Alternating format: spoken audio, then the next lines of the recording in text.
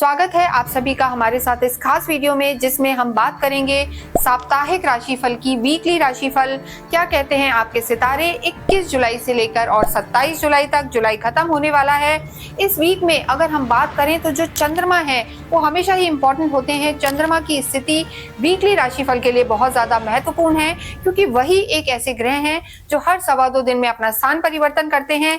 इस पूरे ही वीक में चंद्रमा जो है वृषभ में रहेंगे और इसके बाद वो मिथुन में, कर्क में और अंतिम दिन यानी 27 तारीख को वो सिंह में रहेंगे। चंद्रमा के इस मूवमेंट का आपके जीवन पर क्या प्रभाव पड़ेगा ये हम देखेंगे।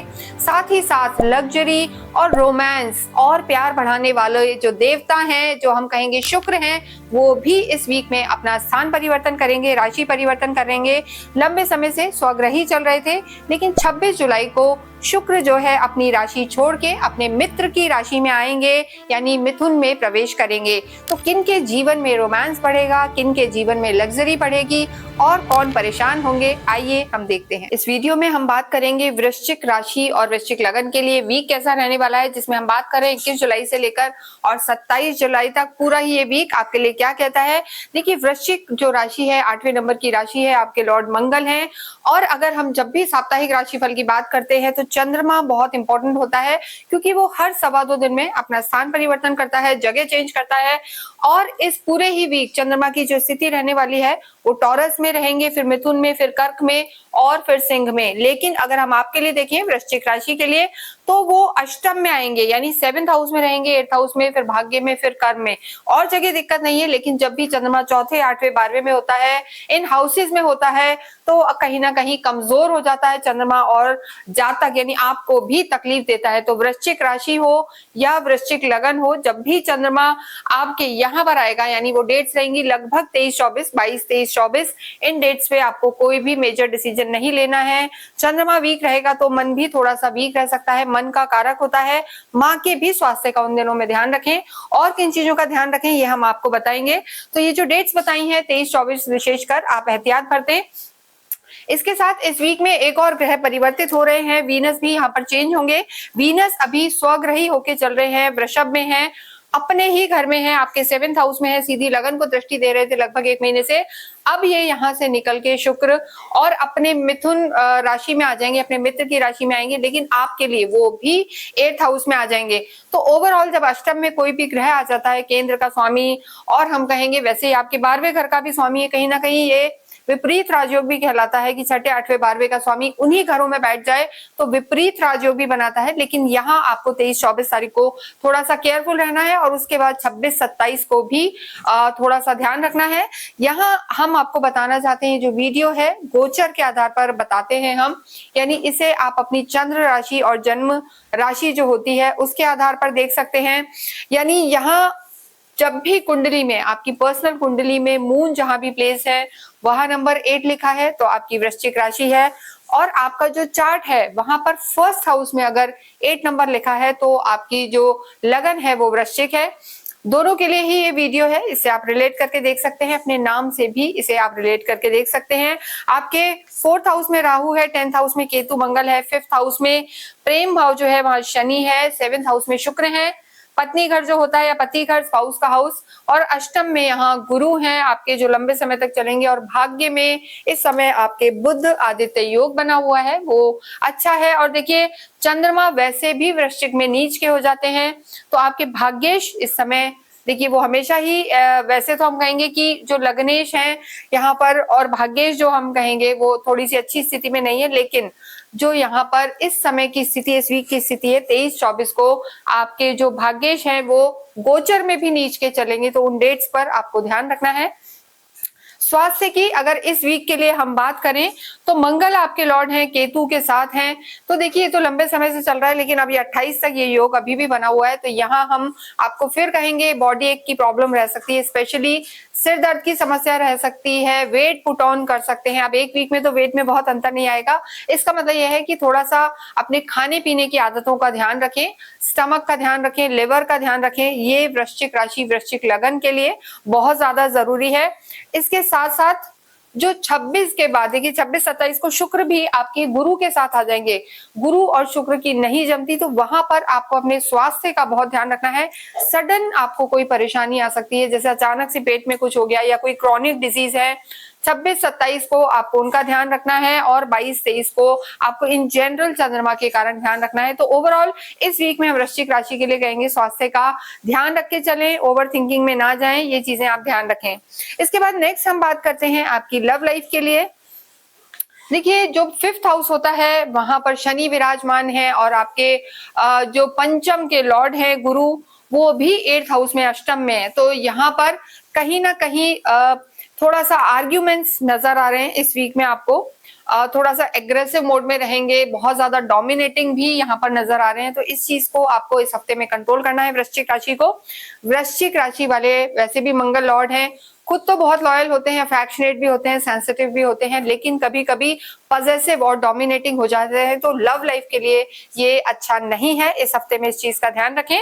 आपके जो लॉर्ड हैं गुरु, वो भी 8th हाउस में है। तो 23-24 तारीख को, 23-24 जुलाई को आपको अपनी लव लाइफ को संभाल कर चलना है, बहुत ज्यादा आर्ग्यूमेंट्स में नहीं जाना। और रिश्तों को अगर हम देखें तो माता से भी आर्ग्यूमेंट से आपको बचना है। ऑलमोस्ट सारे ग्रह आपके हम देख सकते हैं नीचे नीचे की साइड आ रहे हैं, तो यहाँ पर थोड़ा सा रिश्तों में सतर्कता रखना जरूरी है। वैवाहिक जीवन की बात करें तो देखिए शुक्र की स्थिति 7th हाउस में है, स्वग्रही है, आपको भी काफी रोमांटिक रखेंगे 26 तारीख तक। उसके बाद ऐसा नहीं है कि चीजें बहुत नेगेटिव या खराब हो जाएंगी, लेकिन 26-27 की जो डेट्स है, यानी 27 आप मेजरली मान लें, इस हफ्ते का जो आखिरी दिन है, वहां पर आपको अपने वैवाहिक जीवन का ध्यान रखना है। एकदम से कोई बात हो सकती है, लॉस के कारण दिक्कत हो सकती है, या किसी तीसरे व्यक्ति के कारण इस वीक में आपको 23, 24 और 27 तारीख को इन डेट्स पर आपको केयरफुल रहना है, सतर्कता रखनी है। ये गोचर के आधार पर है, इसके अलावा बहुत कुछ आपकी कुंडली पर भी निर्भर करता है। आप चाहें तो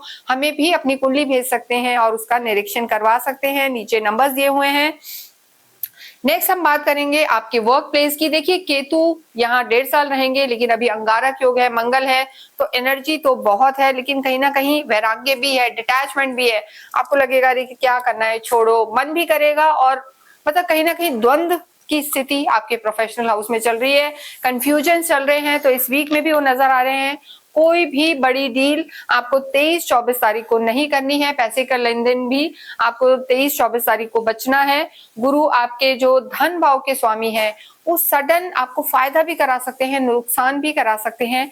हालांकि उदित अवस्था में चलेंगे, लेकिन इस वीक 23-24 तारीख को थोड़ा बड़े डिसीजन ना ले। हम तो कहेंगे कि अभी गो विद द फ्लो, यानी बहुत ज्यादा अभी आपको कोई भी एग्रेसिव चीजों में नहीं जाना, सर्टेन डिसीजंस में नहीं जाना, स्लोली चीजों को लेना है। या आप चाहें तो अगले हफ्तों में डिसीजन ले सकते हैं। अन्यथा राहु की भी दृष्टि है, तो देखिए जो लोग मीडिया से जुड़े हुए हैं, एआई वगैरह का काम कर रहे हैं, टेक्नोलॉजी से जुड़े हुए हैं, या डॉक्टर्स हैं, उनके लिए हम कहेंगे कि ये वीक अच्छा रहने वाला है।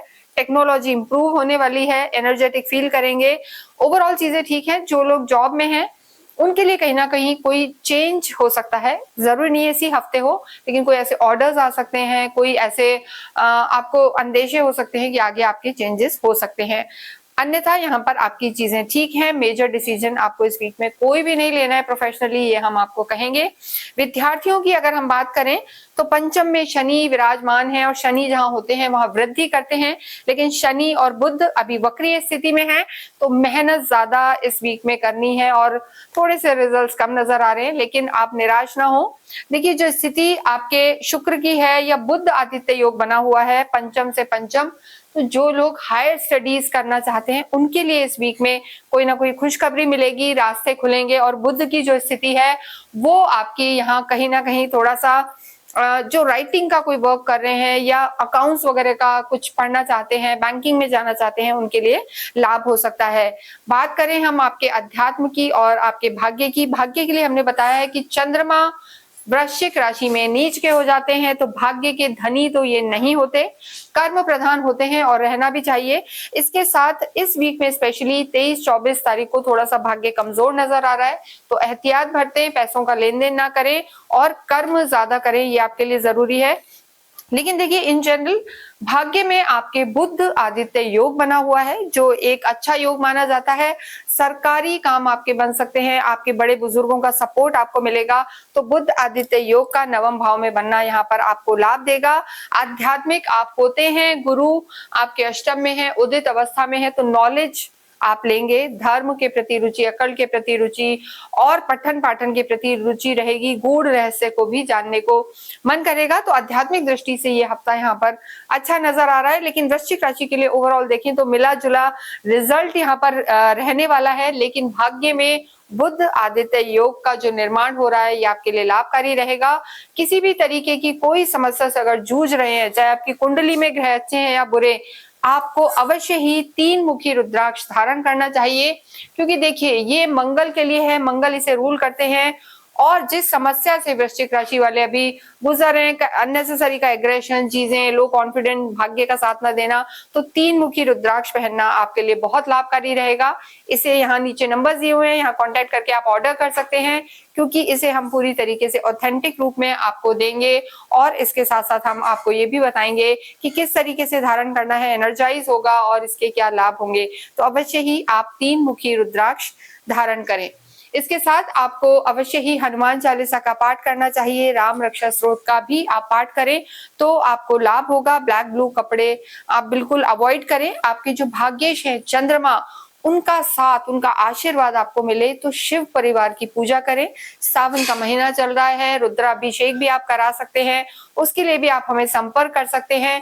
और सावन के महीने में जितना आप शिव पार्वती की आराधना करेंगे, ओम नमः शिवाय का जप करेंगे, रुद्राक्ष धारण करेंगे, तो उनके ब्लेसिंग्स आपको मिलेंगे और आपका भाग्येश भी जो है प्रबल होगा।